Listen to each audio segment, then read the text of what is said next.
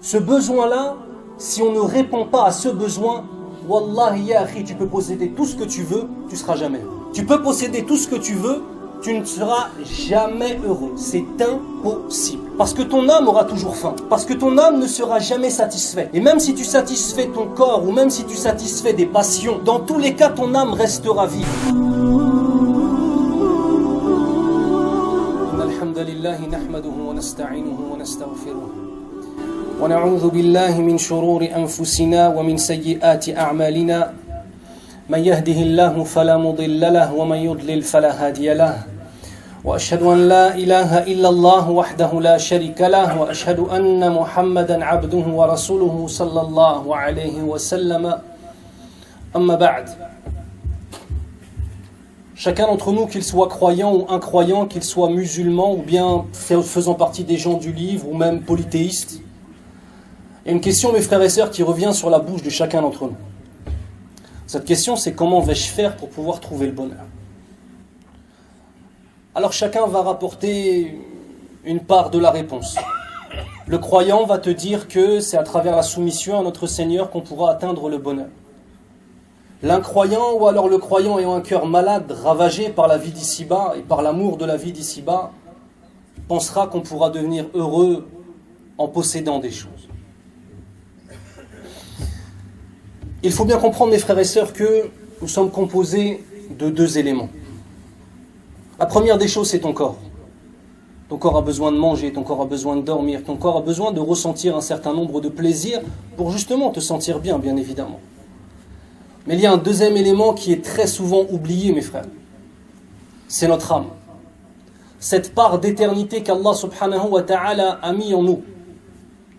Cette part d'éternité qu'Allah subhanahu wa ta'ala a mis en nous. Et vous savez quoi?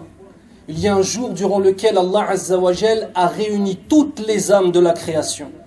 Toutes les âmes de la création. De Adam alayhi salam jusqu'au dernier homme qui sera vivant avant que l'heure, Yawm al-Qiyamah, ne se lève. Et Allah azza wa jal leur a dit, comme il est mentionné dans le Coran al-Karim, Alastu bi rabbikum, alastu bi rabbikum, qalu Bala shahidna. Dans le sens du verset, Allah Azza wa Jalla a réuni toutes ces âmes et il a dit, ne suis-je donc pas votre Seigneur?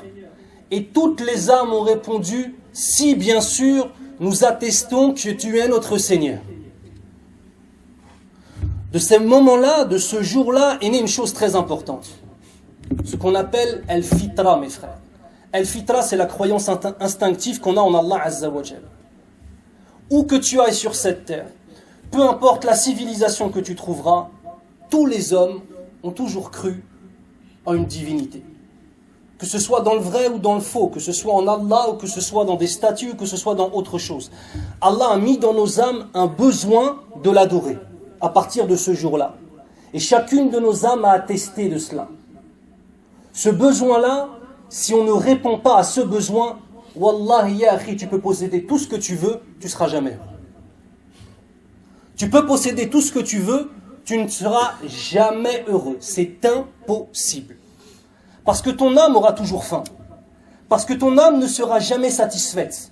Et même si tu satisfais ton corps, ou même si tu satisfais des passions, avec des femmes en dehors du mariage, akramakumullah, ou quoi que ce soit, dans tous les cas, ton âme restera vide. Et ça, on le voit. Chez les gens qui ont eu beaucoup d'argent, il y a toujours un moment où ils expliquent qu'ils sont dans un désespoir profond, parce qu'en vérité, la chose principale pour laquelle on a été créé, eh bien on ne la fait pas.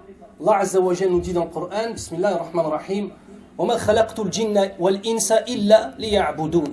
Dans le sens, je n'ai créé les djinns et les hommes que pour l'adoration.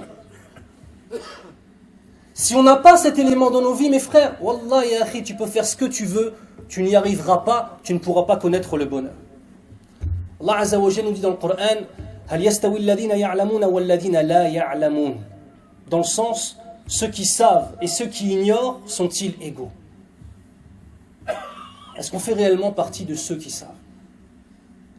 Est-ce que réellement notre relation avec notre dîn, c'est la relation d'un homme qui comprend qu'il est dans une situation dangereuse et que la seule chose qui peut le sauver, c'est son dîn? Ou est-ce qu'alors on a en vérité une relation avec notre dîn qui est simplement le fait de lui donner 5 petits moments par jour, 5 fois 5 minutes, et en dehors de l'heure de la prière, on vit comme si on était des non-musulmans. Allahumma hafadna. Est-ce qu'on vit l'islam? Ou alors est-ce que l'islam, on se tourne vers lui simplement 5 fois par jour? Et ensuite, dans notre façon de parler, dans notre façon de vivre, dans notre façon d'acheter, dans notre façon de vendre, dans notre façon de travailler, dans notre façon de marcher, dans notre façon de nous adresser aux autres, les musulmans et les non-musulmans. Est-ce que dans tout ça, on est des musulmans ou pas? La problématique, mes frères, c'est quand on se fixe des faux objectifs. Où on a l'impression que simplement le fait de prier va faire de nous des hommes et des femmes pieuses. Non, ça c'est une condition, c'est un élément. Si tu ne l'as pas, c'est sûr, tu ne peux pas être pieux si tu ne pries pas, c'est une certitude. Mais est-ce que ça s'arrête là? Il faut qu'on travaille sur nos âmes. Et pour pouvoir réellement travailler sur nos âmes, il faut qu'on comprenne vers quoi se dirige cette vie d'ici-bas. Il y a le masir, comme Allah Azza wa Jalla nous dit, dans le sens, c'est vers moi que sera le retour.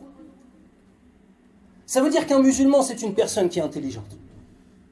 Parce que le musulman ne voit pas simplement ce qu'il y a en face de lui, il voit ce qu'il y a derrière. Lorsqu'il est face à quelqu'un, il voit cette personne comme étant une créature d'Allah Azza wa Jalla, qu'il soit musulman ou non musulman. Lorsqu'il est face à son frère, il voit son frère en humanité et il voit son frère en plus dans son dîn. Ça, c'est un lien qui est plus fort que tout. Lorsqu'il travaille, il adore son Seigneur. Lorsque quelqu'un vient le provoquer, il délaisse la dispute pour Allah Azza wa Jal. C'est le fait de voir Allah Azza wa Jal dans tout ce qu'on fait. C'est le fait de voir Allah Azza wa Jal dans tout ce qu'il y a autour de nous. Dans le sens où il est le créateur de toutes choses, bien évidemment. Si on saupoudre notre vie d'islam, ça ne marchera pas, mes frères. Si on donne toute notre existence à notre dîn, les résultats pourront être immenses ou pourront ne pas l'être. Tout dépend si Allah Azza wa Jalla accepte. Par contre, il y a une chose qui est sûre. Si on donne peu à notre dîn, les résultats seront médiocres. Ça, c'est une certitude. Mes frères, ce qu'on vise, c'est le paradis. Ce qu'on vise, c'est le paradis. C'est pas rien, subhanallah. Une personne qui voudrait être médecin, qui vise le fait d'être un médecin, il va faire des études qui sont en accord avec ce projet-là, avec ce but-là. Est-ce que vous vous rendez compte que notre but, c'est d'obtenir le paradis pour y demeurer éternellement? Notre but, c'est d'être au plus haut degré du paradis, Al-Firdaus, et d'avoir l'honneur de voir Allah Azza wa Jal chaque Jumu'ah. Allahumma ja'alna minhum, ya Rabbal alamin. Demande à Allah de faire de nous des hommes et des femmes qui verront Allah subhanahu wa ta'ala fil Jannah. Le but est immense. Mais quels sont les moyens qu'on met en place? Quels sont les sacrifices qu'on est prêt à mettre en place? 17 fois par jour, mes frères et sœurs, on dit « Iyyaka na'budu wa iyyaka nasta'in » et avant ça, on dit « Ihdina sirata al-mustaqim » Guide-nous sur le droit chemin. On demande à Allah Azza wa Jalla la guider. Mais quelles sont les causes que l'on fait pour obtenir cette guidée? Vous savez, mes frères, tout comme la personne qui voudrait devenir médecin, il va forcément devoir mémoriser tout un tas de choses. Il va forcément devoir passer des nuits blanches à réviser. Il va devoir avoir mal au ventre avant un examen. Il va devoir passer des examens avec des médecins, avec des chirurgiens qui vont le zaïr meskin. Il va devoir vivre des choses qui sont difficiles pour pouvoir obtenir. Mais chez les musulmans aujourd'hui, on a l'impression qu'on veut obtenir le paradis, mais ne pas faire de sacrifice. On veut obtenir le paradis, mes frères, on veut se repentir à Allah Azza wa Jal, mais on veut rester le même qu'on était avant. Dans le sens où on ne veut rien sacrifier, mes frères. Akhil Karim, si par exemple la plage et le fait de voir des femmes à moitié nues en face de toi, akramakumullah, c'est une chose qui ne te dérange pas, sache que cette chose-là, tu ne pourras pas l'obtenir au paradis. On a des sacrifices à faire, forcément, puisque en vérité, on est en train de déclarer en tant que musulman, en disant La ilaha illallah, on est en train de déclarer quoi, mes frères? On est en train de déclarer que toute personne non musulmane vit dans une illusion. Et la vie d'ici-bas, comme Allah Azza wa Jalla nous le mentionne dans le sens du verset, la vie d'ici-bas n'est qu'une illusion temporaire. On est en train de déclarer ça. On veut obtenir le paradis, on veut obtenir les plus grands bienfaits de la part de notre Seigneur, mais par contre on veut garder le même mode de vie qu'avant qu'on se repente, ou alors qu'avant qu'on commence à faire la prière, ou qu'on décide, Inch'Allah ta'ala, d'être quelqu'un de droit envers notre Seigneur. Mais mes frères, je vous le dis tout de suite, ça ne marche pas. Mais vous savez pourquoi? L'islam, dinur rijal. L'islam, c'est un digne de bonhomme, mes frères. Et pour être un homme pieux, c'est ça où vraiment, pour devenir un homme pieux, c'est là où vraiment tu vas avoir besoin d'être un homme avec un grand H. C'est pas le fait d'aller vendre des substances illicites. Le premier akkoun de service, ça c'est possible pour lui de le faire. Se battre avec quelqu'un qui te parle mal, c'est possible pour un non-musulman, pour quelqu'un qui n'a peut-être aucune spiritualité. Répondre au mal par le mal, il n'y a rien de plus facile. S'imposer avec la force, mes frères, il n'y a rien de plus facile. Tu n'as pas besoin d'être musulman pour faire ça, bien évidemment. Et au contraire, l'islam condamne ça. Par contre, savoir être calme quand quelqu'un te parle mal.